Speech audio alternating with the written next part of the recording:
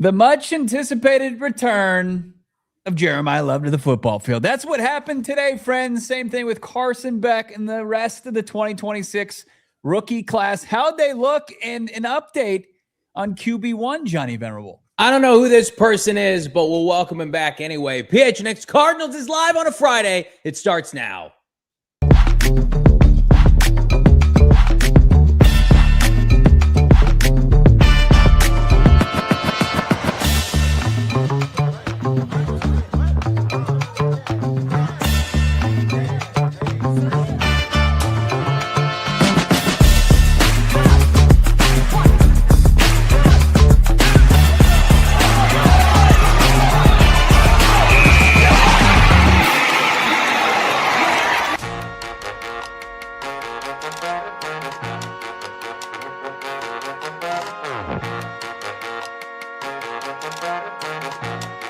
Hey, welcome in. Live from Studio K, presented by our friends at Circle K. It's the PHNX Cardinals podcast. Bo is back, your premier, #1 in the world, Arizona Cardinal podcast. Like and subscribe. Leave us a 5-star wherever you get your programming. I'm Johnny Venerable, the return of my co-host, Bo Brack. Cardinals kickoff rookie minicamp. Oh, yeah, Noah's here. He's behind the Mac. Hit that like button. Subscribe to PHNX Sports here on YouTube. Bo is back. We are back. Jeremiyah Love, Carson Beck. Let's go. We are back. Love it. Yes, I said no thanks to a second layer of sunscreen. I should have. I regret it. But look, we all make bad decisions. How did Jeremiyah Love, Carson Beck, and his 2026 class look on grass today? We'll show you. Plus, we get an update on Jacoby Brissett and crew. What's up, Aaliyah? What's going on? Burnt Marble, Steven Jackson, Terry Cleary, Sith Cardinal, lighting up with supporter emojis, becoming a course of supporter for the low price of $5. Hi, Deb, Joel, I see you. Naheem, Jacob Tackett. And we got Z-Man, Joe. How about Carson Buscemi already lighting it up with a super chat? Reese Reniger, Schaff, Jay, Alec, Desert Treble, The Real Tone Ranger, Snacks, Big Bird, Tucson. Yeah, sunscreen is for quitters. I don't know about that. You're taking on a very powerful thing in the sun. So let's take it easy there.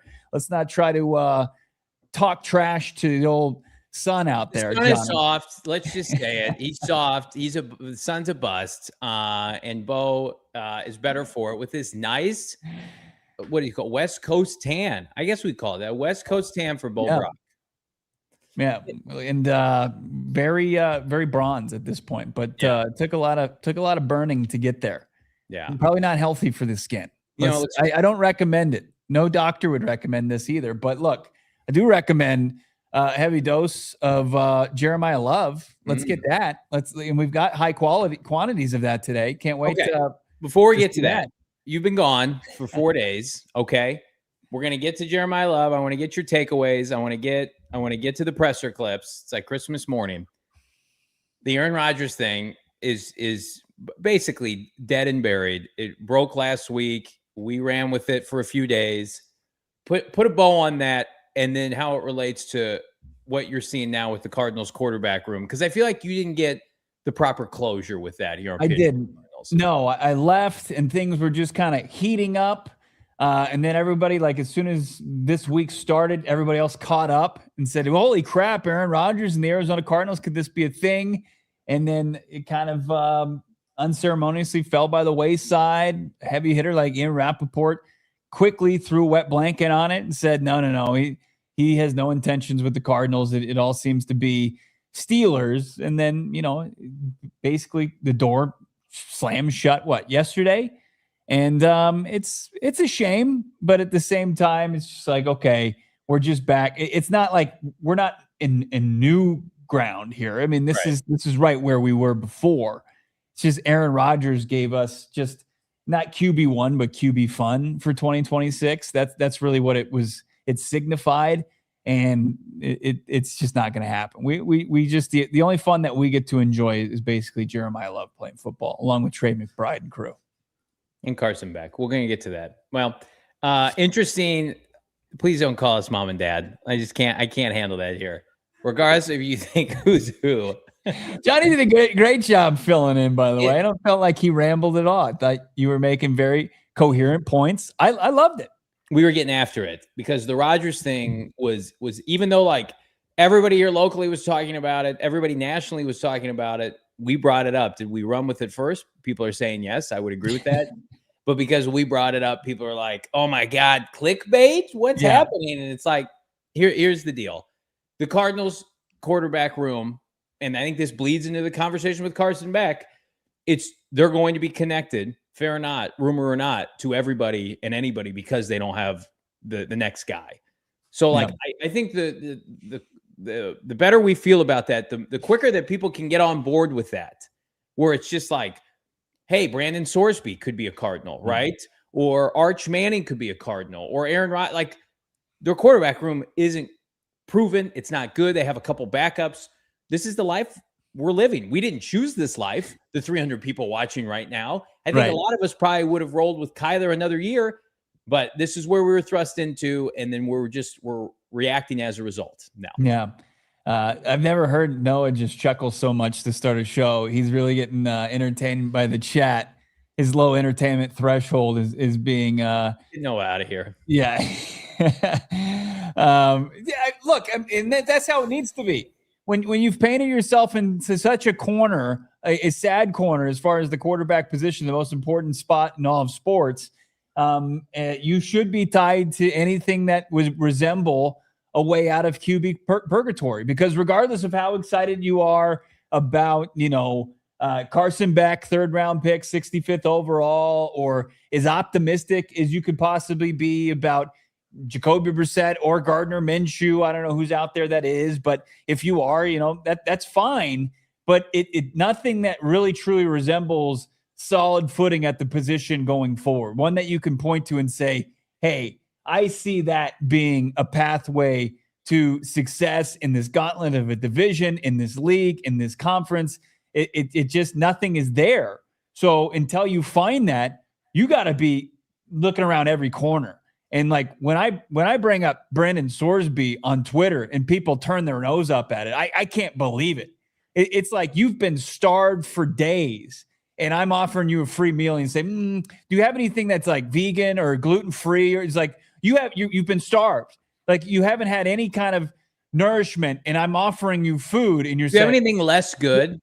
Yeah. Can I have something else instead? It's like, no, this is it. These are the options right now until the 2027 course is getting ready to be truly prepared. Yeah.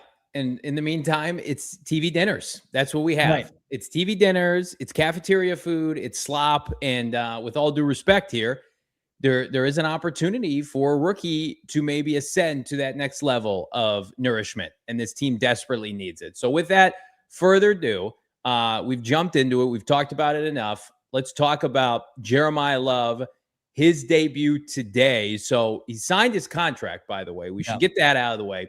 Signed a 4-year deal, fully guaranteed, 5th-year option on the table with the Cardinals, and people are already being big-time nerds on social media saying he's got more guaranteed money than 90%. It doesn't matter. I don't care what those people say. They're big-time. Breece Hall's being celebrated at $45 million in total money, and then Jeremiyah Love, you show him the guaranteed money for a 20-year-old running back, and they're just like, that's bad roster building. He's just $7 million shy of Saquon Barkley. It's like, that's fine. If it was $17 million in front of him, I'd still take the deal.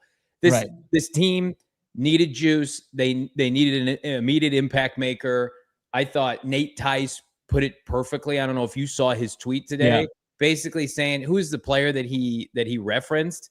I can't even remember, and I'm going to botch this. This is not good podcasting, but Nate Tice, who we've had on the show and is pretty savvy as it relates to contracts. He goes, I know it's relative to the positional market, yada, yada. I just can't get too upset at a potential needle moving player who has the ball in his hands about a third of the offense making as much money as Khalil Shakir money. Yeah. So basically, I don't even know. Does he play for Buffalo now? I have no idea. He's a wide receiver for Buffalo. Making the same amount as Jeremiyah Love. It's a great point. I mean, and also still the fart sniffers that sit out there and they're too good. They gasp and clutch their pearls at the idea of taking a running back so high.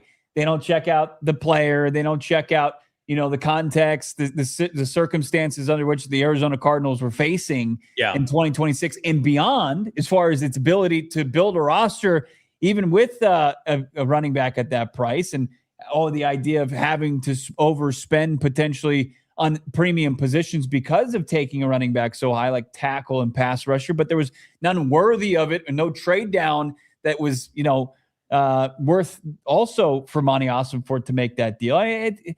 Nate Tice gets it. He always has kind of gotten it.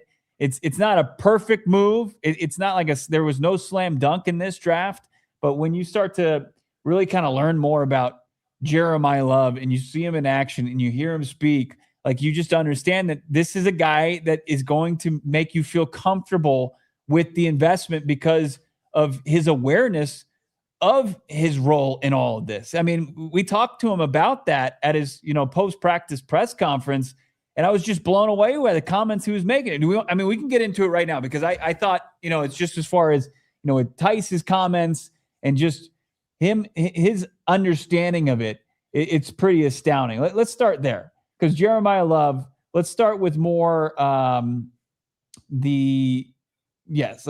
let's start with the second clip there, Noah. There we go. And on him understanding, like, he was asked about just inking that deal and where he feels as far as running backs and where he was selected in this draft. It's very life-changing. I mean, that amount of money would change anybody's life, But, I mean, for me personally, it doesn't change my mindset, Obviously, I'm only getting that much because I was drafted. I was the third pick in the draft, Every high pick is going to get a lot of money. I still haven't done anything at the end of the day. I'm coming into the league with a mindset. I'm ready to work, ready to earn the things that I've been given. But, I mean, it's very life-changing. My family going to benefit a lot from it. I'm benefiting a lot from it. But honestly, I'm not really too much worried about that because I'm not going to touch the money. I'm probably just going to put it all away and live normally like I've been doing now. So very life changing for my family. I'm gonna help them out, take care of them. But as far as me, I'm not worried about it. I'm here to play football. We get paid a lot to do it, but at the end of the day, I still got to perform on the field. So the money's there, which is a blessing. It's a crazy ass quote. It's insane. Like, just number one, it's insane that he's on the Cardinals and his character is immense. Like Hank puts it in the chat. You're getting Larry Fitzgerald vibes. And that was the point of this. And the people that were moronic, that were outside the market, who a lot of them, I respect their opinion, they were just wrong on this instance. Because where the Cardinals are at right now, this is what they need, right? If they were a piece away and they said, we have to have a pass rusher, we can't get off the field, we have this loaded offense, or we're desperate for another receiver. This was the best player in the draft. And for him to have that foresight and that maturity, I think about, like, the NIL situation has not made it great on, let's say, the NFL when trying to get players to declare, but it also on the back end hopefully shows examples like this, where if you get your money and you get established before you get to the NFL, then you're a little bit more responsible, with your money when you leave the NFL or during your NFL tenure. Yeah. So, I mean, that's a conversation for another day, but I can't believe, because of I conditioned myself to think this is not happening, and we had moved on. And now, like, he got drafted 2 weeks later. 2 weeks prior to that, I thought it was over, and now he's here. It is unreal, but, like, he's such a grounded young man, and his inner circle is so tight, and it seems like unbreakable from his mom and his dad that have just set himself up to, even before his professional career began in the NFL, he was already set up for success. And, like, his dad was saying, just a testament to his character and understanding, like, I can go and grab the bag at all these different universities because Jeremiyah Love is that type of high school prospect going into college. Like, I can go money grab at any of these schools. Like, Texas A&M was a real possibility for him. And he was like, no. Notre Dame's the right spot. Like as far as the coaches, the infrastructure, and what I want from my collegiate, experience, that's where it's going to be. There's not an immediate starting role there because it's a good running back school. Like you've got, I think, Audric Esme at that point. Before that, you had Kyrie Williams. You got a ton of backs that just come Darian Rice had been there the whole time. Right. And he's like, no, this is where I want to go. And he takes less money, bets on himself, and he becomes the highest running back drafted in some time. And then dude, still made enough money NIL wise, where he doesn't even have to touch any of this $53+ million. He's just going to put that away in the bank or, wherever. Invest it. Who knows? And not touch it Gronk style. And he's going to be fine. I mean, he's a comic book nerd, and he continues to quote, Spider-Man, but he uses that quote. He uses it a second time, just understanding his first thing he said, I haven't earned that yet. And then this, he understands the responsibility of taking on this much guaranteed cash before even proving anything. Yeah. Like I always say, I guess you could say Spider-Man said it, with great power comes great responsibility, Because in this instance, with a lot of money becomes a lot of trust, a lot of responsibility. So with them putting that much trust in me, I think I have a duty to, give them a return on their investment. Because at the end of the day, it's an investment. They're investing in me as a player. They picked the running back as a third pick in the NFL draft, which hasn't happened for a long time. So with great power comes great responsibility. I'm going to make sure that I do right by them and do right by myself, because at the end of the day, I want to do the best that I can. I hold myself to a certain standard. So I'm coming into this league ready to compete, ready to dominate, and do what I got to do to make this organization look good and make myself look good. So I take their trust in me very seriously, and I'm going to make sure I give them a return on their investment. He may not be thinking about dollar signs, but Michael Bidwill sees this presser today, and he's seeing dollar signs. I mean, good hell. It's about a home run of a debut as you can have. And somebody in the chat put it really perfectly earlier before we played these clips. It's not Jeremiyah Love's fault that the situation with running backs in the NFL has taken this turn. It's not his fault that the draft slot with the guaranteed money, which used to be much more, by the way. Sam Bradford was the last kind of baby boomer with the NFL rookie wage scale. That's not his problem. It's at the end of the day, he was the best player in a down draft. He just still happens to play running back, and he was the third overall pick. $54 million, for just some clarity here, is what the Cardinals paid Bilal Nichols, Justin Jones, and Sean Murphy-Bunting to give you a big wet fart of contribution. It probably was a little bit more than that. But if I'm doing the math off the top of my head, I think Justin Jones got $30 million. Sean Murphy-Bunting got, I think, 20, and Bilal Nichols got 15. I mean, come on. What are we doing here? I know you want to play roster builder extraordinaire, but right. I mean, by the end of the season, he's going to be one of the best players on the team. Right. No, I mean, it's as keep it simple as possible from a roster building standpoint, instead of trying to get to, the next level, like the 303 level as far as roster building. As much as you want to take advantage of it and find every edge you can possibly have, and the Cardinals absolutely need that. No doubt about it. But as far as what this draft yielded, it just wasn't there. And to be able to come away with, just BPA, either one or two, Jeremiyah Love, that's something you could look at this draft and say that there's an easy win for it. That was the whole assignment that we had given Monti Ossenfort as far as this goes, is you had to come away from round one of the draft with a win. And he did that. I don't think you can make the case, even the people making the case against it are well, I love Jeremiyah Love, the player. I love him, the prospect. I think he's going to be, good for the Cardinals, but man, they could have gotten a tackle and reached for one a lot earlier if they had just taken, Maui Noah or Spencer Fano off the board. Don't you think, too, in a weird way, because he brings up the draft slot, and I'm the first running back taken third overall in forever. Don't you think he feels a responsibility? I not only am I going to show up for the Cardinals, I'm going to show out for the future running backs to be taken care of. Poor Aston Genty, and his rookie year wasn't that bad. He almost hit 1,000 yards, on the worst team in the NFL. And people are talking about him like he's a charity case, like he can't play. Now, Right. do I think he's as good as Jeremiyah Love? I do not. Check the receipts dating back to last year. Love in my opinion, is on a different tier. But like Jeremiyah Love could come into the NFL this year and light it up for the Arizona Cardinals, and there'll still be those detractors saying it's not the right decision. For this team, it was. And you're right, Ryan. I mean, they're in a position right now where, injury notwithstanding, this is a no-lose proposition for them. And they haven't had enough of those. Mm-mm. Like, say what you want about like these past, like Marvin Harrison Jr., for instance, was supposed to be that. It turns out he can be, weighed down by his play caller, quarterback, or himself, right? And there were so many competing factors. Now we're hopeful for Marv in year 3, but like Jeremiyah Love, you just have to turn around and give him the football. Right.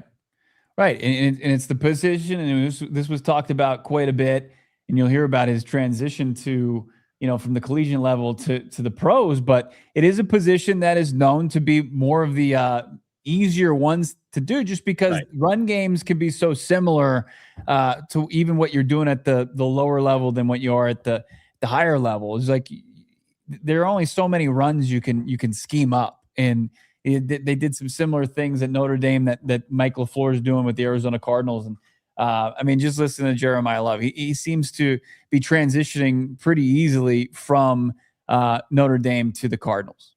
I mean, the switch over to the NFL has been pretty seamless for me. I picked up everything pretty fast, from protections to runs. I mean, all the runs are the same, they're just called differently. So it's pretty easy for me. But as a player, I feel like if you weren't in an environment where people were really teaching you about actual football, it would probably be pretty hard. But for me, I was blessed with great coaches. I went to Notre Dame, just great school in general, and had great people around me that taught me about the game and just made this process for me way easier. So it's definitely been a seamless switch, but it's definitely just a little bit of a change, just a little bit. I mean, there's no way he doesn't start, right? Like there's no way we get to the second week of September, whatever it is, and it's like Algier starting. No, I think that those days are done. I don't think I don't know who's to blame for that. You gotta earn your keep, young man. It's I don't get I get the sense that Michael LaFleur is like, I want this guy and I want him to be in our starting line. I want to give him a lot of touches. Okay. Just making sure, because you never know. But I mean, we got to take a break. I saw a clip. I don't know if you saw it. It was going around Instagram over the weekend. It was a former player or a teammate of James Conner when he was at Pitt. Yeah, talking about the story of when he told the team he had cancer and then going to chemo one day and then coming the next day and doing workouts with a mask on because he couldn't get sick. And it's just like it's easy because you look at it, it's this transaction, but is there a way to keep James Conner around with Tyler Algier, with Jeremiyah Love, and have all three kind of coincide and it makes sense? I hope so. I hope you can have fun and do that for 1 year, because I think it'd be pretty awesome as it relates to what this team needs, going from so pass happy last year because they couldn't run the football to a team that has a superstar in Jeremiyah Love and then two very capable veterans with him. You'd love to, we'd all like to join hands and everything work out and be butterflies and rainbows, and James Conner can finish what he started here with, which kind of came out of nowhere. Yeah, for the Cardinals, and he was post what would seem like it was a fairy tale story already written. That he grew up in Pennsylvania, went to Pitt. He's a cancer survivor. He gets drafted by his hometown team, stars for them, and then kind of it ends unceremoniously where he gets not re-signed by Pitt, and the Cardinals come grab him up. He scores 18 touchdowns, and this is he's got a new he has a career renaissance, and then gets this extension, and he's the blueprint. And unfortunately, most running backs' careers, I think it happens like this. It's just your production can fall off a cliff so quickly. It was that's why I don't think you can really delay Jeremiyah Love, just because even if you're not getting a bunch of carries, this is just such a physical league that if you don't take advantage of the time when you're in prime shape to contribute, then that can just like be gone and wasted. And it's a young man's position too. And unfortunately for James, he just missed the majority of last season. We have another new staff. And I do think, fair or not, when they not extended him, but when they redid his contract, he took a pay cut. Jeremiyah Love was not in their plans. Yeah. It wasn't. He's in the team's plans right now, big time. We're coming back around the corner, more on the Love train. Plus, what did Bo think of Carson Beck's debut on the Cardinal practice field? We'll ask him. That's coming up. My Style is here with our friends at Mountain American Credit Union. It's because financial success begins with the right institution, the right account, and Mountain America Credit Union and their one and only My Style checking account is here to service you and your family. Designed with exceptional member service, My Style checking is more than a box of dusty old checks, right? Remember people used to use checks, they'd balance a checkbook. Ha! I don't do that. Mountain American Credit Union, the ultimate spending account, how we get things done. It's a midday snack account. It's a date night account. It's a surprise party account. Surprise, my home repairs account. In other words, it's the perfect fill-in-the-blank account. Whether that makes your life worthwhile, I think it would. Mountain America My Style checking account is right there with you. It even comes with rewarding perks. And I love me some perks. Love me some freebies. I didn't pay for this hat. Oh, and don't forget the free financial guidance with so many possibilities. How will you My Style? Apply for your My Style checking account at any Mountain American branch or at macu.com/mystyle. That's macu.com/mystyle. They've been around forever. You know them. It's Mountain American Credit Union. Jeremiyah Love, so wise with his money, probably has it. Mountain America Credit Union's My Style, your lifestyle checking account. Getting those built-in perks, baby. Hey, back from vacay, it's time to get in on some of these projects I've been delaying, and I'm going to the Window Depot this weekend. What makes it easy is I could just load up on inventory online, thewindowdepot.com, get everything in my cart and go pick it up at a local The Window Depot location. I love it because it's more than just windows. How about they're rolling out luxury vinyl plank flooring starting at just $199 per square foot. That's $199 and it's in stock and ready to take home today. It's beautiful. It's sturdy. They've also got these iron doors for $999. Under $1,000, you can get these perfect ways to upgrade your entryway. Just something that brings both style and then, of course, the security that everybody's looking for. They've been serving Arizona. The Window Depot has since 2002. It's way more than just windows. It's doors, cabinets, countertops, everything you need, all in stack. No wait times, no gimmicks. The best price and the biggest inventory. Shop online, thewindowdepot.com, and pick it up in store today. 400 watching, do us a favor, get this show to 500 likes here on a Football Friday and the return of Bo Brack. Hit that like button for PHNX Cardinals. Newest Cardinal under center. It's Carson Beck. Do we have any more Jeremiyah Love that we will show some love to before moving over to QB Mystery Box? Let's just get, Love's comments on his newest teammate. Very complimentary of Carson Beck. I mean, it's an honor to work with him. I got an honor to play against him as well. So just being able to be on the same team with him is great. I got to see what type of athlete he was because I played against him. He's a great athlete, great person.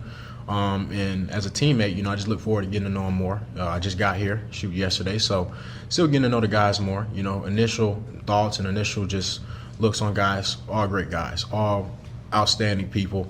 I'm very excited to, continue to work with them and to just build better relationships with them. Pretty good endorsement. Although I'm not sure Jeremiyah Love would say a bad thing about anybody at this right. I think Carson Beck from the collegiate level has a good amount of respect. I mean, obviously he's played 6 seasons in 2 top flight programs and helped, revitalize one, was able to get a lot done, more done than even like Cam Ward was able to do at Miami and win big games and get, the Hurricanes back to prominence. But yeah, I think he's got a lot of respect and they saw what Beck was able to do. And Love saw him firsthand, first game of the season. It was Notre Dame versus Miami. And, it was Miami handed Notre Dame that loss. It was a humbling loss, wasn't it? And Beck is just somebody I think even back in college was looked at kind of as a pro. He just goes in there and gets the job done. Speaking of that, we have this tremendous bite from Mike LaFluer on Carson Beck as it relates to being a pro and an adult, which is, I mean, that's fantastic. An adult rookie, 24-year-old. Let's hear from Mike LaFluer. Yeah, the pressure's real, but at the same time, once they're picked, you gotta throw that to the side. You gotta figure out what they can handle at any position, quarterback all the way to the defensive tackle. So I understand the outside pressure. I'm not going to sit here and lie and say, hey, the first round's different than the seventh round. I understand that, but part of our job in this building is to say, hey, take all that away and let's develop them at the pace that they can develop. Let's make sure we have great urgency in the way that we coach them. They need to match that urgency back, because again, the clock starts now for all these guys, because again, no one really cares at that point. You got to put the best 53 on the roster and the best 22 out there from a starting standpoint. It's a really good bite by Mike LaFluer. Before we get into that, it's amazing how much better what Mike LaFluer is wearing today compared to, I made a point yesterday. I despise the polos with the stripes on them. I just think they're so bad, and I wish the Cardinals would get rid of them because they have so much good merch. And it's jarring when I see it, and then I go back and it's like whiplash. I'm like, man, I need to get that long sleeve. Well, yeah, I think that what LaFleur was wearing, it is one of the best hoodies they have. Yes. No doubt about it. Great looking red. And then I completely, when I heard you say that on the pod, I agree with you. Like, for whatever reason, they give these brand new millionaire, draft picks this, sports talk radio golf shirt. Yeah. Like the uniform that you would see like a veteran of sports talk radio, some schlub, and they have to wear it. It looks terrible. So no, it's so bad. Give them some new swag. Get them, make them feel like they just now what they're worth, and it's millions of dollars. I saw Carson Beck in that polo yesterday. I'm like, good Lord, this is just, can we do better? So back to Mike LaFluer. I mean, I do think that bite is very refreshing because he understands, as I talk about, will Jeremiyah Love start for this team? I mean, Mike's like, yeah, there's a difference between the first round and the seventh round. Right. But where I think Carson Beck, this is just a complete unknown, is not every third rounder starts or plays. Dylan Gabriel does because the Browns quarterback room was a disaster. Jalen Milroe does not because they have a competent franchise in Seattle. And they're like, we don't need him to play. The Cardinals, it's just like the reason why, and I see people coming around on Beck, and I love it in the chat and on social media. The reason why this is going to remain a talking point is because Beck is older. He is not a raw, toolsy prospect, and he would benefit from starting. But they have to make sure he's ready, because if he's not and they put him out there, they could ruin him for sure. Like, and he doesn't have the special traits of a first rounder, a huge arm, mobility, whatever, crazy athleticism. If they're not mentally prepared, they'll fail. Like we saw it with guys like Nathan Peterman with Buffalo once upon a time, so who had a bunch of college starts. That's what my mind keeps going back to. It's like, don't be a Nathan Peterman. Some people in this market thought Peterman was better than Patrick Mahomes. Never forget that. I was mowing my lawn, listening to that podcast that may or may not have come from the team site in Central Illinois, circa, what was that, 2017? Yeah, and I just couldn't believe it. It was uttered out. This team would be better off taking Nate Peterman in the second round than trading up or getting aggressive for a Mahomes. And I'm at the time I was like, that doesn't sound right. And then it's the worst take I've ever. It's legitimately the worst take I've ever heard. I'm not going to tell you who said it, but I put it on my kids. I heard it. To the point you were making before that, and to add more context to the question that was asked that had that answer from Michael LaFluer was, Carson Beck drafted 65th overall, third round pick. Yeah. Does that alleviate some of the pressure? And, I think what LaFleur was saying is like, they're not, naive or numb to the idea. Like there's a difference between a first rounder and a seventh rounder. I think everybody's very aware of that. And once you get drafted, like that's very, important. And everybody views you as, here's what you are. You're a first rounder, you're a second rounder, you're a third rounder. But once you kind of start to get into the building and acclimate and then start compete for jobs, like all that stuff goes out the window. And the pressure becomes, I need to survive at this level. And then when you look at it from Carson Beck's standpoint, is there is very real opportunity. Everybody in that building understands that they don't have a quarterback going forward that they can kind of like hang their hat on. Right. And it's there for Carson Beck earlier than some, maybe even opportunities that first rounders see that are invested in, at the top of the draft for. Yeah. Beck has as a third rounder. So like, I think what he's saying is like, once you hit a certain point in your first off season or first season, most of the stuff like the draft status starts to kind of wear off and becomes, it really doesn't matter. Yeah. I mean, it matters for the GM that picked said player, if that player pans out or not, but you're right. Like, especially at quarterback, like the deeper you get into your tenure, like I couldn't tell you where Jarrett Stidham was taken. Some of these guys, like we know who the heavy hitters are, and the mid to late rounders, like they have to earn their keep. And I did think it was interesting today with Mike LaFleur talking about being asked about Jacoby Brissett. Yeah. Saying like, well, this is voluntary. And like, he's played a lot in the NFL, but then all the stuff that they're implementing right now, and they've implemented this offseason. I do think it's funny. It's just like, everybody knows the team doesn't have a quarterback, including Mike LaFleur. And it's like, yeah, we'll give Jacoby Brissett the benefit of the doubt. But we don't until we sit him in mid-October because the Cardinals have one win through 6 weeks. I mean, like, for all the people that are leaking that the Cardinals are going to do X, Y, and Z at quarterback and Jacoby will be back, that may very well happen. But at least Mike and at least Monti, who went on Sirius XM and said it was going to be basically a quarterback competition. We were tagged in. Great competition.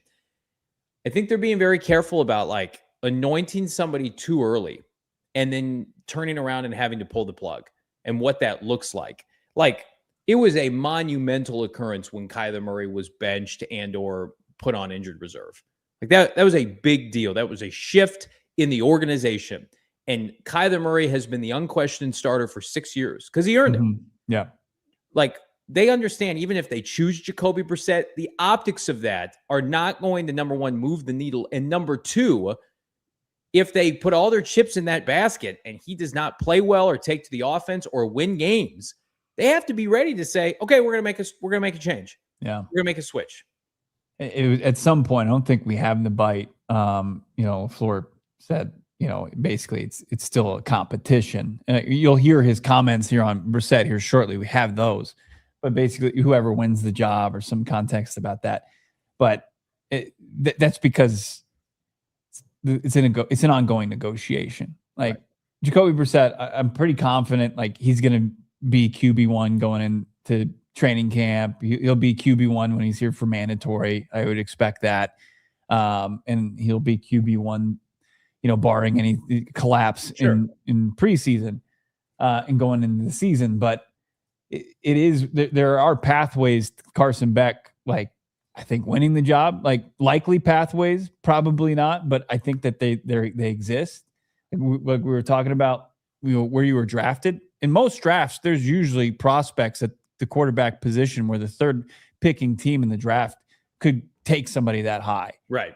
Especially with teams that had a quarterback room where the Cardinals have it. Like very normally, like they're taking a quarterback in that spot. Right. But they couldn't just based on the draft. So Carson Beck's in a position to where like it's kind of rare air, like where you don't have, like usually those teams that are taking a quarterback in the third round is they've already got one in place. The Cardinals don't have a quarterback in place that's starting caliber. So who can Carson Beck elevate himself to show like, hey, I can be a future starter in this league? Like that's what he could try to put on display come August and September. Well, and you hit the nail on the head. Like these other quarterbacks that have ascended in unconventional ways, they had pre-existing like placeholder starters. Like the Tony Romo was the guy. Yeah. And his back went out and he couldn't play. And then Dak lit it up and he took that job and ran with it into the regular season to the point where they're like, we're just going to put Tony on IR. And then just Tony retired, right? He was healthy enough to play during that season, and then he retired.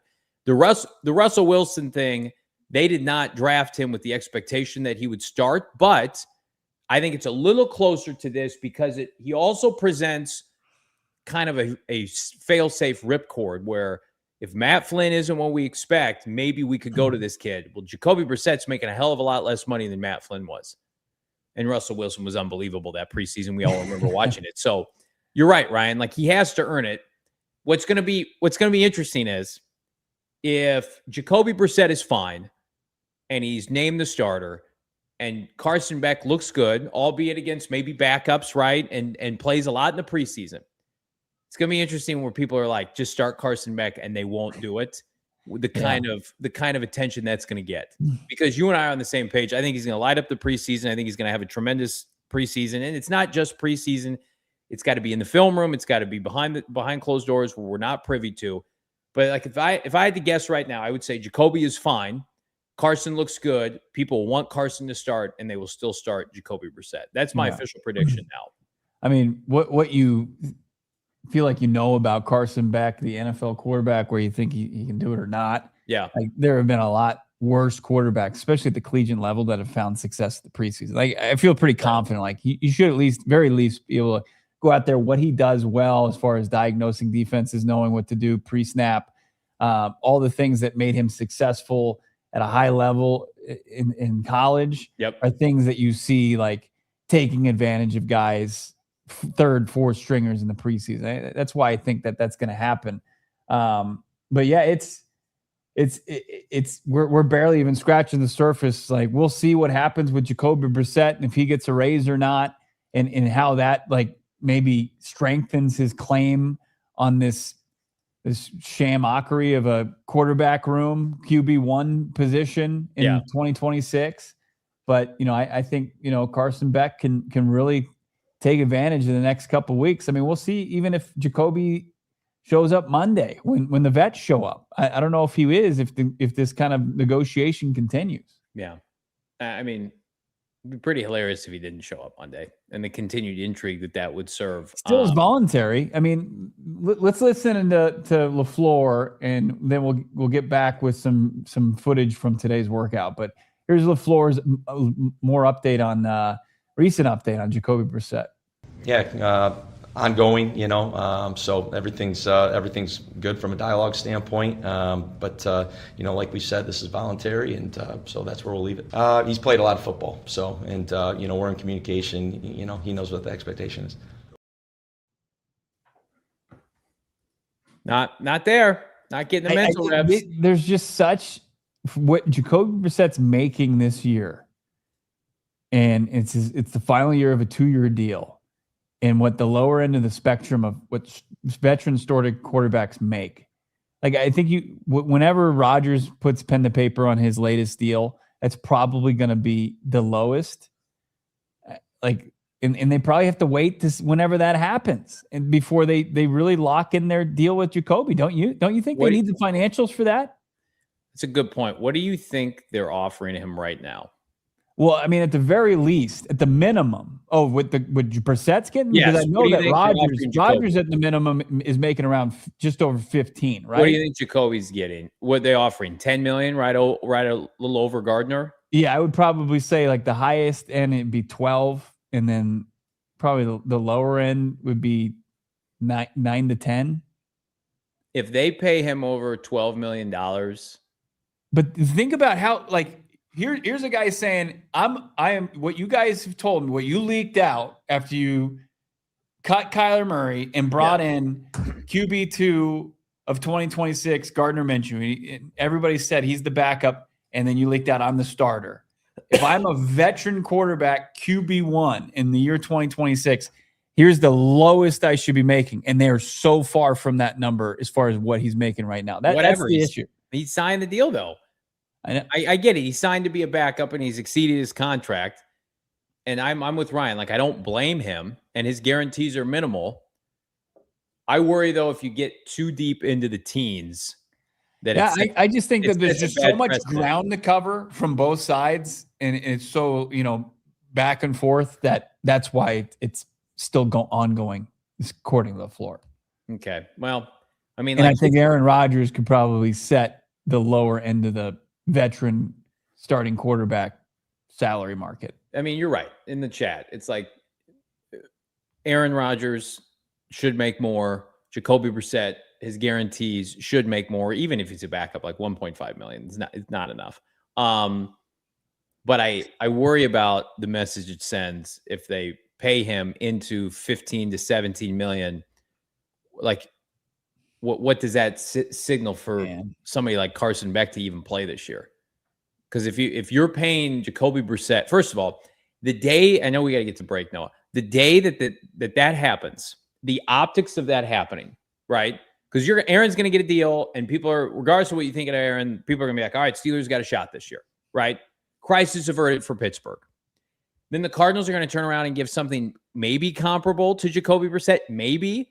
And people are going to be like, can you believe the Cardinals are paying Jacoby Brissett $15 to $17 million? And then they drafted a 24-year-old rookie. I mean, it's just like, it's not, and they must know this because those are awful optics. They're terrible. It's like everybody sees those optics. Everybody, everybody, it just, the comedy of errors that have transpired this offseason to empower Jacoby Brissett with this type of leverage is insane. It's insane. But I agree. You can't deny the guy's ability to go out there and try to get what he feels like he's worth, especially if they're the ones that said he's the starting quarterback.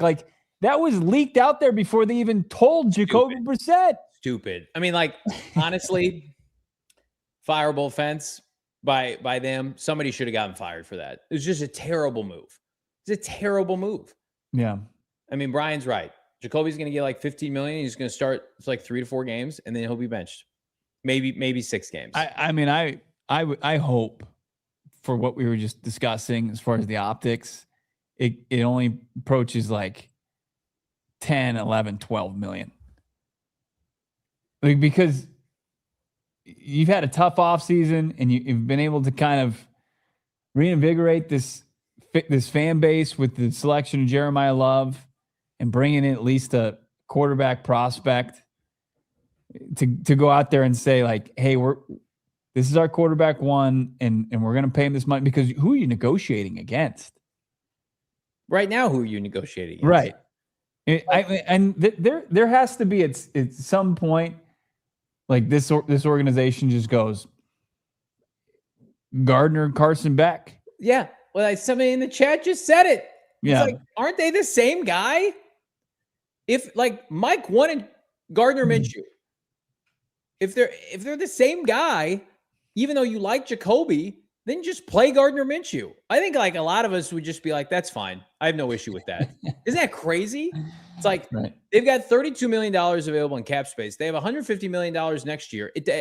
Drop in the bucket. I don't give 2 shits if they give Jacoby Brissett more money. I'm happy for him if he gets it. Right. But the message is the problem, not Jacoby getting it for cap implications. The message of giving Jacoby Brissett, rewarding a holdout for a backup at 34 years old for a 4th-year general manager. Yeah.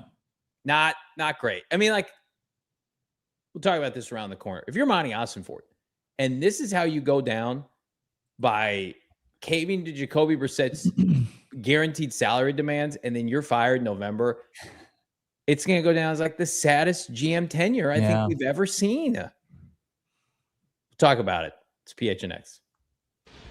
I have to pinch myself every time I see this ad read because I'm so fired up that PHNX Sports is locked in with our phenomenal new partners at Michelob Ultra, my favorite beer of choice. And you know who else prefers it? How about the U.S. men's soccer team a la the FIFA World Cup? As Michelob Ultra is a proud sponsor of the U.S. men's national soccer team.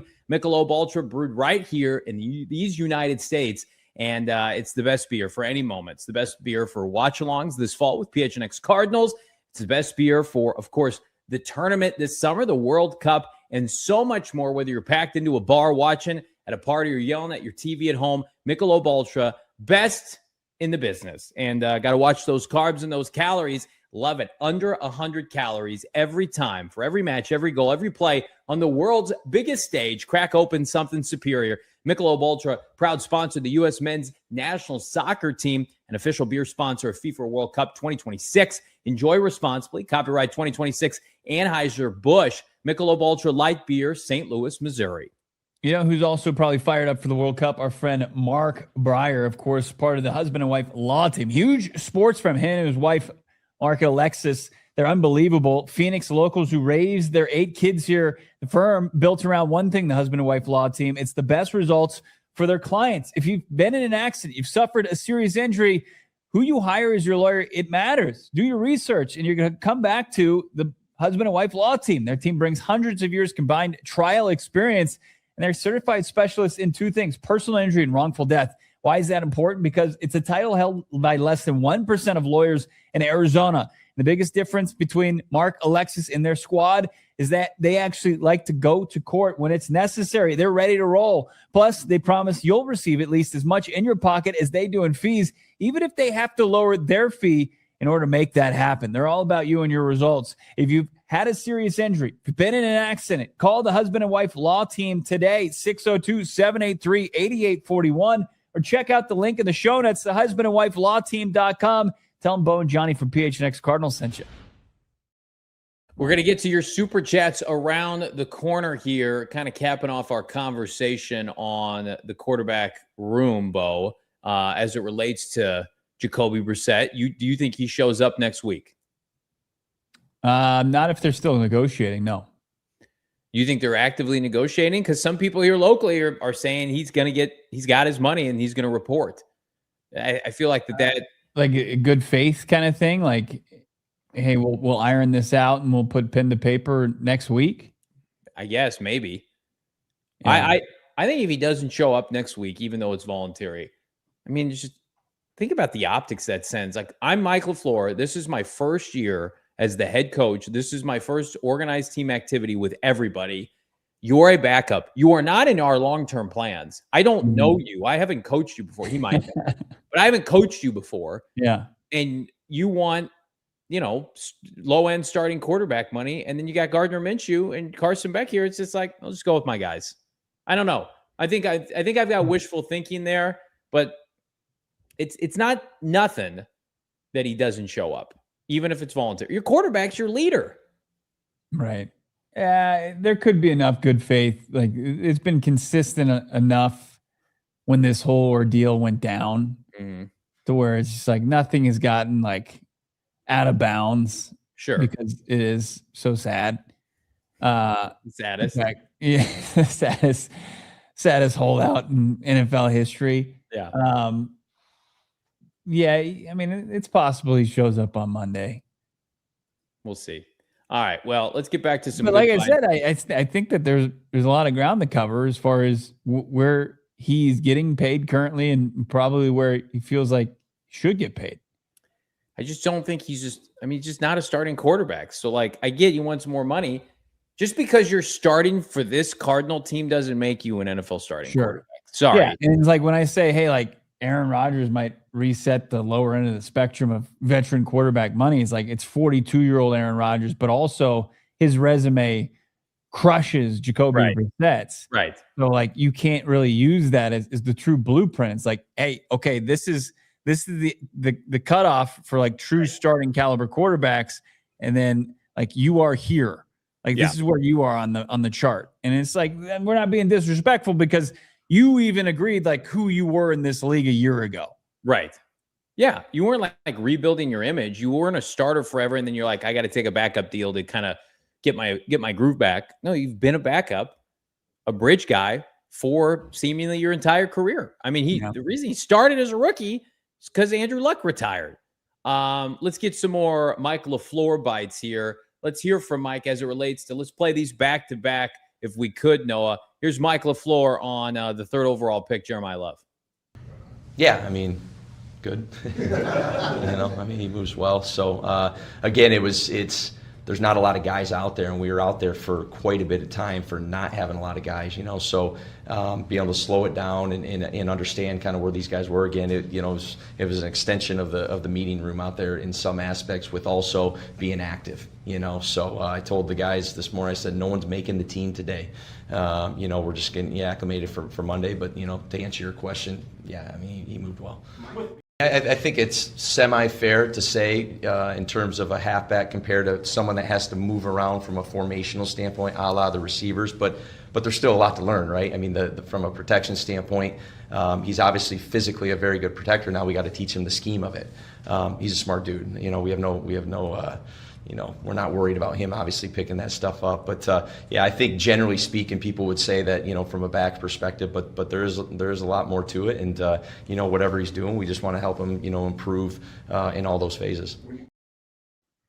There's a belief from the player and from the coaching staff that Jeremiyah Love just needs to make a few tweaks to be ready at the pro level. Yeah. There's at Carson Beck, I'm sure it's a different ball game because of the position plays. I'm sure it's different for even somebody like Chase Basantis playing the guard position because of just the level change. But for Jeremiyah Love, I think they view him as, in for your question earlier, do I think he's going to be, their number one ball carrier? I do. And it's because there's a lot of belief that his transition isn't going to be that drastic. Yeah. I mean, I love just just seamless catching the football. Yeah. He said he wanted to be a receiver. He's been a running back forever and he always wanted to be a receiver. So he trained that way and then it just never happened. He started to get recruited by colleges and then he's just running back. And I'm sure probably receivers, as far as making money, like Nate Tice pointed out, Shakur of the Bills, who's, what is he? Probably wide receiver 30 in this league. Yeah. He's making more than the most, the highest paid running back makes. Right. But I mean, it's good news for Jeremiyah Love. He's best running back in college football. So he'll be taken care of financially in the NFL, but the margin for error there is so much smaller. Yeah. And, receivers get third contracts, running backs, unless you're Saquon, you typically do not. Last bite from Mike LaFluer. It's on the demeanor of Carson Beck day one after minicamp. His demeanor, I guess you could say, but that hasn't really stood out. I'm not shocked. He loves it. He loves just sitting there. He's a 24-year-old adult, and he loves ball. Obviously, we just got him in here yesterday. I wanted him to be with Shab and Hackett a lot, so I stood in there for about 10 minutes. Then, sometimes it's better when I'm not in the room so they can get into a little bit more nitty gritty. And usually I just mess stuff up anyways in terms of talking about, God knows what. So, no, it's kind of what I expected. It's great. Matt Schaub making his debut with the rookies. I love it. Big dude. Yeah. Schaub was out there, all 6'5" of them. And then bucket hat Nathaniel Hackett. Of course, he's a bucket hat guy, working closely with the 24-year-old adult who loves ball. Love it. I mean, I think that's what our guy Noah has on his dating profile. He's just a 24-year-old guy who loves ball. Exactly. Just loves slinging the football. And I mean, you think about that's what Mike says. It's just what he's all about. Yeah. Getting along with everybody. And this is just, he has a self-awareness and a comfort to who he is. You don't stick around college football for 6 years unless you're a creature of habit and you enjoy this, right? Some guys, it's what can college football provide me in terms of springboard, NFL, I'm going to get paid. Maybe you're taking care of people, whatever. It's clear, he could have declared for the NFL many times. He's just I'm a creature high. I like college football. I'm being taken care of financially. I'm here to compete. He's winning a lot of people over, Bo. Has he won you over after day one? Or is it TBD on Carson Beck? Won me over from what standpoint? QB1 from? No, post when they drafted him to now. Are you more impressed with him than you thought you would be, or is he as expected? I mean, I think I still maintain maybe more of a level-headed look at Carson Beck. What are you trying to say? Let's also, for those who maybe weren't tuning in for all of 15 hours of our draft coverage, when Carson Beck was drafted 65th overall, I agreed with the taking a swing at a quarterback there. I wasn't, one of the big detractors and saying, how could you? That's ridiculous. Carson Beck, this or that. I think that the Cardinals had to come away with a quarterback in this draft. They didn't overreach for a guy like Ty Simpson. That was the Rams. And of course, Mendoza went 1-1. So Carson Beck was no doubt about it, the consensus quarterback 3 of this draft. The Cardinals got him in an appropriate spot. So I think, I still wouldn't start him day one. I see value in him just locking in this process and acclimating to the NFL life. But yeah, I think he's doing a good job in kind of being level-headed about his approach, and I think the team is too. Well, why don't you rip these Carson Beck highlights here, Bo Brack? Yeah, let's get a look at Beck and Jeremiyah Love. We'll start with Beck here. There's Matt Schaub. He's the big behemoth in the black hat there, and he's just all around Beck, just hovering. The one in the bucket hat is Hackett. So there he's working with Jeremiyah Love, throwing downfield. I liked what he said yesterday at his presser, Johnny, about his UCL and his arm strength as he continues to make it back. I don't think there was any throw, though, today that he made that was maybe higher than 70%, effort. But, yeah, he looked good. A lot of, Noah's pointing this out. Footwork looked sound and looked like everything was kind of in sync. So, nice little day there. As LaFleur was saying, hey, this is just about being ready for practice when the vets show up, and you're not just like the freshmen on campus trying to find your locker when they're there and they're trying to kind of hit the ground running. Yeah, Aris in the chat, I echo this. His lower body is big, and he's just a big guy. Yeah. So if there were plenty of people who, for whatever reason, anti-Kyler Murray, not for whatever reason, because of his height and his size, right? I mean, if Carson Beck plays, it's going to win a lot of people over just on that attribute alone. It's not everything, but the big detractors with Ty Simpson didn't play enough, and people thought he was small, right? Maybe right at 6'1". I mean, Carson Beck's all 6'5". So, again, I'm optimistic. The arm strength returns. I'm ready to see him rip it at the Hall of Fame game here. Let's see some Jeremiyah Love highlights, which might be slightly more explosive, Bo. Yeah, let's check it out. This is him just warming up. There he is in his number 4. Just getting it going with his teammates. See Beck and the crew break it down. You're going to see, even though it's just rookie mini camp day one, you're going to see some of the explosiveness, the quick footwork there, spin move, little zero circle button. Here's him catching a pass from Beck and getting going. This is going to him working on pass pro a little bit. But yeah, I got the full Jeremiyah Love practice breakdown. But your first glimpse, it's just a taste, but a little sign of things to come with both players for the Cardinals. And Besantis, I'll put some of that up on Twitter.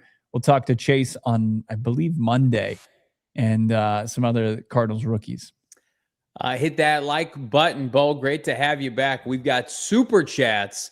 Real quick before you in the super chats, do you care to comment on Carson Beck wearing number 19? Does that bother you at all? I don't think it's going to be his number when the season starts. That's my feeling on 19. Gotcha. Okay. I mean, I saw that Slovis is wearing 12 along with Blake Gillikin.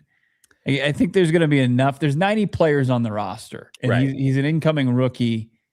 He's not going to get the pick of the litter. I got a good chance. I think there's a good chance he gets a better digit.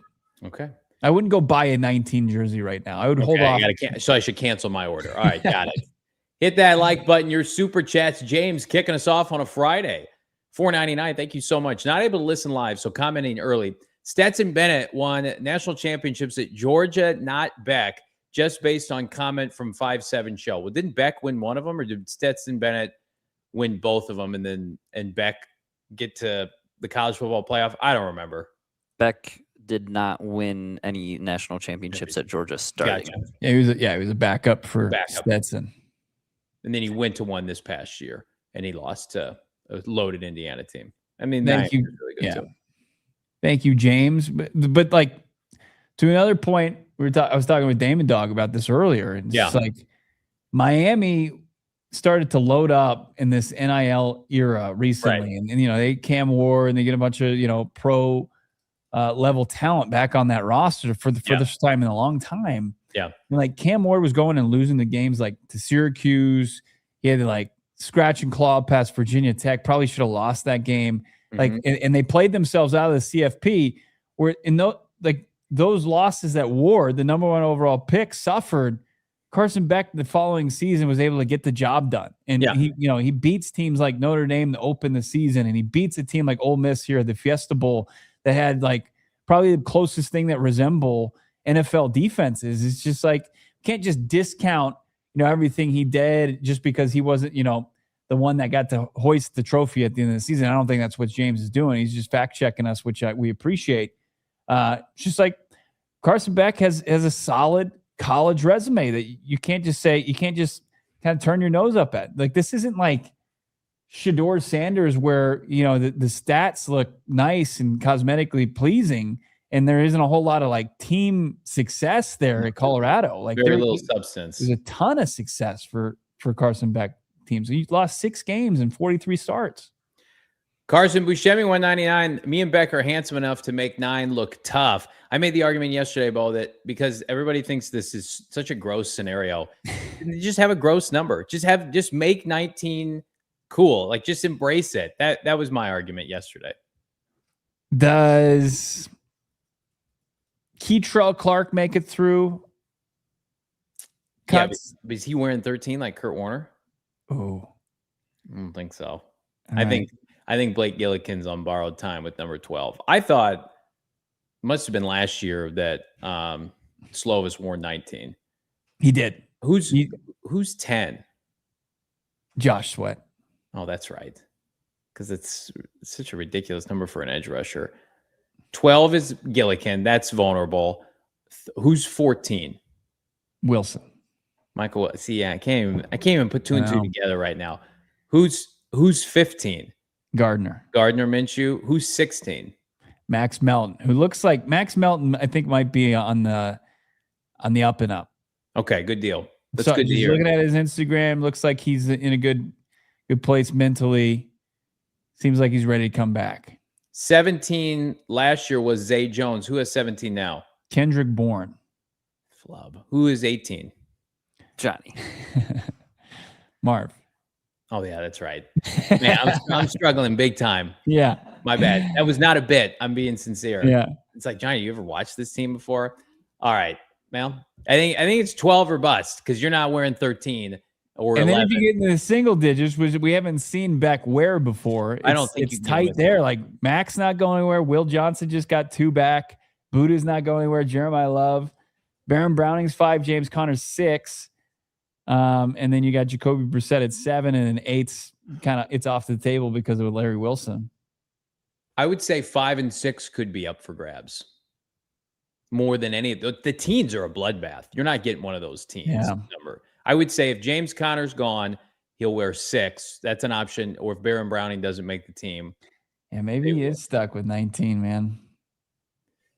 I have no issue with it. Danhausen. Hello, Mr. Venerable. Can I interest you in being my surprise tag team partner for my tomorrow at Backlash?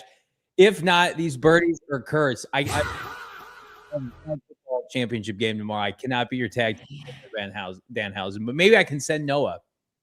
Yeah, Johnny's looking to finally just kick through that glass ceiling that is the Pee Wee football, flag football circuit out there in the East Valley, and finally win the ship. I don't want to become Dan Levy or what's his name for the Bills. We blew it last year. I blew it. I played too many kids because I wanted everybody to contribute, and that was a mistake. Johnny Shanahan can't get it done. Get that monkey off my back. Gosh darn it. Roberto 199. We're playing a really good team too. In my opinion, I think they should be an all-in on Sorsby. I watched Breer talk about Sorsby, and it is intriguing because, he might have a slight gambling problem. However, Breer's like, teams view him as a top 5 pick in 2027. Like, just assuming he mirrors the season he just had. People are like, he has top 5 traits. And it's just like, would I throw if they loved him, just throw a second in there. I don't have a problem with that. Yeah. The supplemental draft. So the Cardinals are going to be lumped in with teams like that they were picking with at the top of the draft, I think all the way through like the top 10. Yeah. And it's going to be based on a lottery system. And then it's kind of like a blind auction. Yeah. And they say, we'll give this round pick to take Sorsby. And if it makes all the way without him getting selected, like they say like 3rd round pick, they could get him.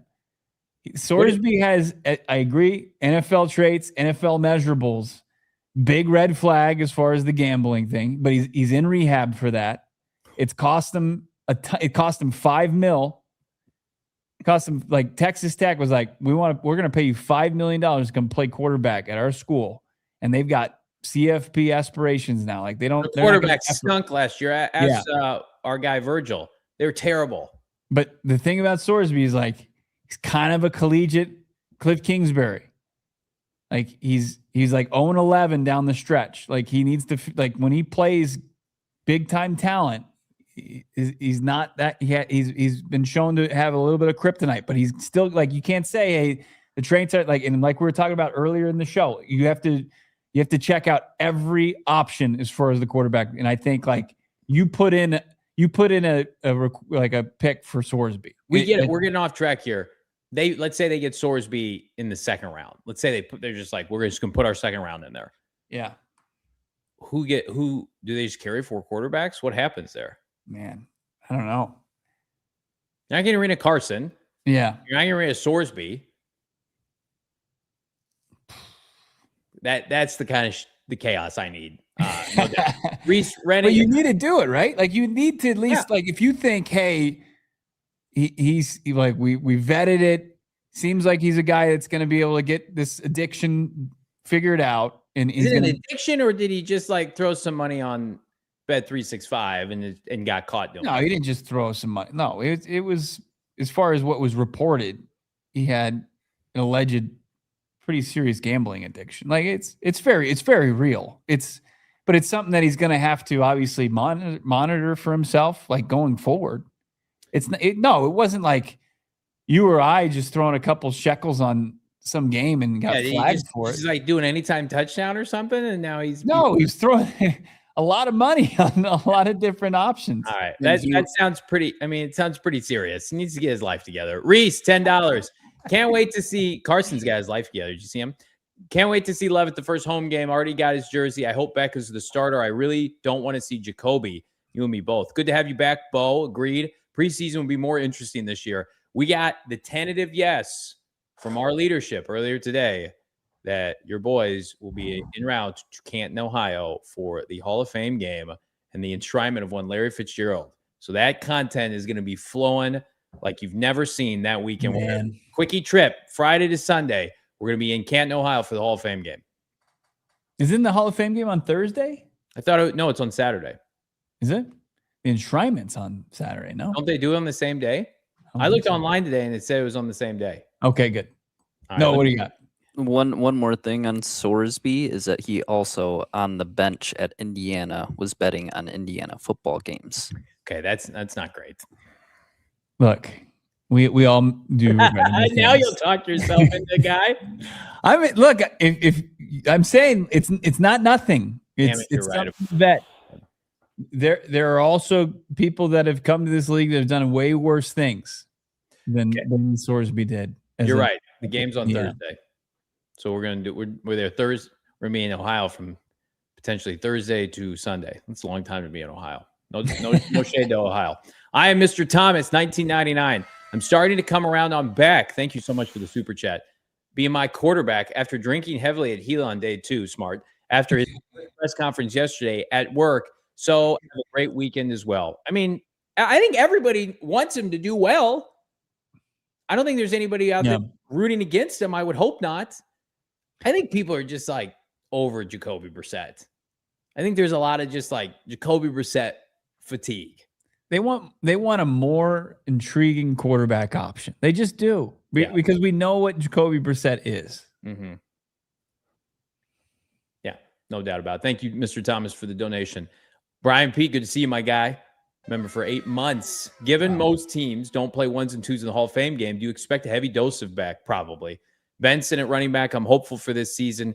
Took the over on wins. I would say Beck. I wouldn't put Beck out there without the backups. I would say like the backups will start the game.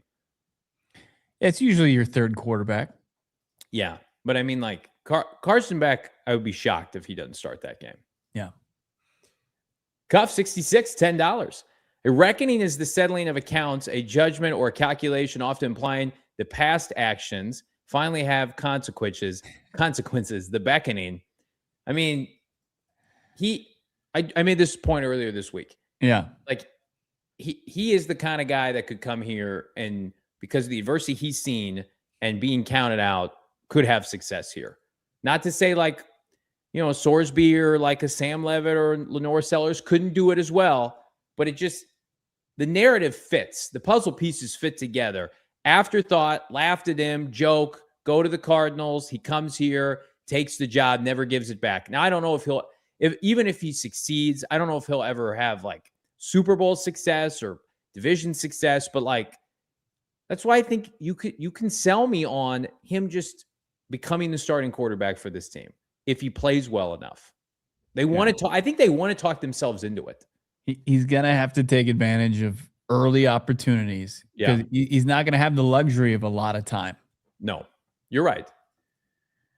I like it though, the beckoning. If we get the shirts in circulation, Cuff, we'll make sure that you get paid and rewarded handsomely for that. Keeping it going with Desert Vulture, no show. JB, no play. Jacoby B. This is where relationships are forged. And I know Jacoby's got a rapport with a lot of the offensive players, but I don't know. Here's what I'll say about Jacoby. He's a pro. This is the only time in his career he's going to have a chance to make real money. The optics are bad. Yeah, like even Jacoby, I'd be like, hey, Jacoby, I think you deserve more guaranteed money. But can't you just admit, like, you guys didn't have any success last year? Right. And a lot of those numbers happened to be in the fourth quarter when the game was out of reach. Like, can you acknowledge that? I don't know. We're never going to ask him that because it's kind of riddled with disrespect. But, like, he's got to know deep down, like, okay, I have a slight window here to cash in. Jenga Man's schedule reveal is going to be slam poetry with Mac Sr. I like Mac Wilson, so I won't comment any further, but they built that up last year to be like the dark night of NFL schedule releases, and it was not that. Schedule release going down next Thursday. You want to join us on this show? It's going to be elite. Can't wait. It's always a good show. Jeremiyah Love is so articulate. Just have Jeremiyah Love, just film him reading the schedule. Just do that. Just have him be like, on September player. September 8th, I will rush for 100 yards against the Cleveland Browns. Just start calling his shots. Hit me with this next one. Jenga Man, $2. Bo, what were your thoughts on JV's Star Wars top 10? Oh no, did you really do that? I did it on Twitter, and there was so much that we ripped it on the show. There's my top 10 Star Wars characters of all time. God, I feel like a nerd just reading this. Are there any admissions? Do you have any pushback? Why is Yoda highlighted? Is anybody? He's on the left. Noah really wanted to highlight, or it was Kev. Kev really wanted to highlight Yoda. Yeah, I think it's a big miss not having an Ewok on this list. Name an Ewok. I used to know one. You want me to rip some off? Tebow, Lobot. No, it was like the casual Ewok. Wicket. Wicked's the casual Ewok. Remember the Ewok movies straight to DVD? Yeah, that's primarily where my knowledge came from. Fleets $1.99. I cry every night thinking about Mr. Double Check. I mean, there was a brief window where we thought it could be a reality. The Kendrick Bourne, the day you weren't here for the Kendrick Bourne tweet. Oh man, Kendrick Bourne, you texted me. You're like, don't forget to play the Kendrick Bourne clip when he got to the team where he basically said the Cardinals didn't have a quarterback, and now he's out there recruiting Aaron Rodgers. Now Aaron Rodgers is gone. Sad. Everybody thought we were clickbaiting everybody. Austin saying my stars list is terrible. Who am I missing? Iron Will, $10. Jacoby's knows his leverage is bad, and the negotiating and the need to test out Beck at some point. He's probably just looking for 10 to 12 million with 5 to 6 million guaranteed.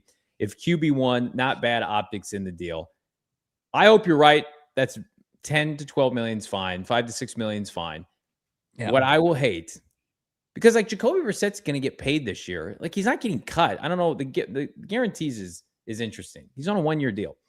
Here's what I don't want to have. This is the worst part about when Jacoby gets paid. Unequivocally, it doesn't matter what the figure is, whether it's next week or next month. The loser snarks on Twitter, and you know who they are, going to be like, see, he's always been quarterback one, and he got paid, and everything else was a waste of time. And this, I've said this from the start. It's just like, thanks for champion Jacoby Brissett for this fan base. Right. We really earned our stripes last year. Appreciate it. Yeah. Thanks for trying to send that message home that the season is lost in March. Great. That does wonders for a fan base. It's always was going to happen, and everything else is just noise. Yeah, just that hope you aren't. Get that out of here. Get it out of here. We don't want you to feel hope for your the franchise you cheer for. Man, nice arm, though. Thank you. DLAZ $2. You could get Russell for the league minimum. Well, I thought about this. Russ has an offer from the Jets. Do you think he's being offered more than Jacoby Brissett currently makes? Think he's being offered like $10 million? Probably. Yeah. It'd be hilarious if Russ signed with the Jets to be a backup to Geno and got less than Jacoby, and Jacoby started for the Cardinals. I think Jacoby is better than Russ right now. Desert Vulture, if we take Sorsby, bye-bye Jacoby Brissett. Yeah, I don't know how would you maneuver that quarterback? You have to carry all four of them. Yeah. Cleveland did it last year. They had 4 quarterbacks, right? You have to have 4 quarterbacks. Because you're not cutting Minshew. Minshew's going to be the long-term backup, maybe. Mm-hmm. Brian P. What's up? It's almost like don't pay Jacoby until the supplemental draft and then see if you need him or not. A lot to be sorted out with Sorsby, but Brian P. Okay. All right. Sorsby allegedly did high volume, low risk bets, doing like 20 bets a day over 4 years. Definitely has a problem. Yep. So just like throwing like $5 on like 10 leg parlays, just like throughout the day. That's like what my dad does. He bets on Major League Baseball parlays, but he's a retiree. He can do that. Sorsby needs to lead an NFL franchise. Yeah, questionable judgment for sure. Carson Beck's not on those apps. Brian P, $2. Sorsby, even though Bet365 is elite. No, we're not going to do Sorsby betting Chinese women's ping pong at 2 a.m. We've all been there where it's just like, I gotta get my money back. What can I just throw on an even money line right now? They don't know how to properly handicap these games yet. You get an edge betting the Chinese women's ping pong. Yeah. Last super chat, Lambo Calrissian. I like it. I thought Lando was missing from your list. He's an honorable mention. I had several. You don't have Grogu mentions on there? No, I don't. I don't have any Disney era Star Wars characters or era Star Wars characters. I have honorable mentions. Grand Moff Tarkin from episode 4, played by the late Peter Cushing. I had Jabba the Hutt, and I had Lando Calrissian. Those were my 3 honorable mentions. Man. People said let's see that list one more time. People said I had Leia too high. I mean, she's 4. You do have Leia way too high. What? And this is a cash. I'm as big of a Star Wars cashier. Yeah, Leia, she does nothing for me. Didn't even know her last name was Organa. God, misogynist. Oh, Jesus. Obi-Wan, I could maybe switch with Leia. No issue with that. Maybe. What about who's Obi-Wan's buddy in the first 3? Qui-Gon Jinn? Yeah. No, bro. Qui-Gon Jinn's not making this. Anakin Skywalker is in the list. I am betting the guy from Taken, right? Yes, I'm not putting Qui-Gon Jinn from one movie into this list. This list is gone too soon, in my opinion. In that's true. Trilogy, he did carry that movie. Double this trilogy. List, I go back and forth whether or not Vader should be number 1. It depends on my mood, but I know a lot. We got a lot of. You don't have Jabba the Hutt on there? It's an honorable mention. T Votto, $5. JV Snicker consumption bet at 7.5. Sorsby took the over, my guy. With the betting jokes with Sorsby would be great. Like, no. Yes, we'd be able to make those on a daily basis. We would get Bet365 to sponsor a segment, and then it would have Sorsby ties. It would be great. It wouldn't be great for his prospects, but it wouldn't be great. Hey, real quick, Noah reminded me of something. So this is not Cardinal news, but it's show adjacent today, which I thought was interesting. For the first time since making his proclamation that the Cardinals were going to sign Malik Willis, NFL insider / NBA insider Jerry is back on Twitter. Jerry Gergich? making egregious predictions. 62,000 views. A couple of people who I trust have told me in recent weeks that they believe the Bucks will trade Giannis to the Cavs. The key player coming back. I don't care about any of this. So Jerry is saying that Giannis is going to be traded to the Cavaliers. Mark it May 8th. That's called a Jer bomb. You know what's going to piss me off if he was right and his only miss was Malik Willis? Oh, man. If he's just nails. It's great because I would have never seen that, and multiple people tagged me in it today. They're like, Jerry, dropping more insights. Great. Thank you for reminding me we had that, Noah. Oh, he's our insider. He doesn't know it, but he's PHNX Cardinals insider, and we're getting the NBA bombs too. Because Jerry, man, what a versatile newsbreaker he is. He will be on this show before the end of the year. No words. Yes. Let's be respectful to this man. Hit that like button. Never. Subscribe to PHNX Sports on YouTube. I think I speak for everybody. Great to have Bo Brack back in the fold here on a football Friday, and great to have Jeremiyah Love on this football team. It's great to be back. Missed all of you. It was a nice vacation with my family. Got to spend some quality time with them. I want to take this time. I want to congratulate my nephew, Jackson. He finished up his high school baseball career. Moving on. He's going to play at Cal-Lu. Wow. He went out with a bang, hit a 2-run jack yesterday. They lost. Chandler lost to Castile, but proud of him. Big moment. So it's on the bigger and better things now for the young man, but very cool. They've capped off 4 seasons at Chandler with another successful season. Congratulations to him and the entire Brack family. Great to have Bo back in the fold. Big thanks to everybody that tuned in this week. Big thanks to our guys, Alex, Saul Bookman, subbing in, helping to see Donnie Druin on this podcast. Not too long. We're going to have full coverage continuing of rookie camp into just full-blown mini camp. Next week, will Jacoby Brissett make his way back to the desert, or is this Carson Beck's time to shine? Drop a comment down below. Leave a like for Bo and Noah, man. I'm Johnny. Have a great weekend. Take care, everybody. We all silly like the mayor.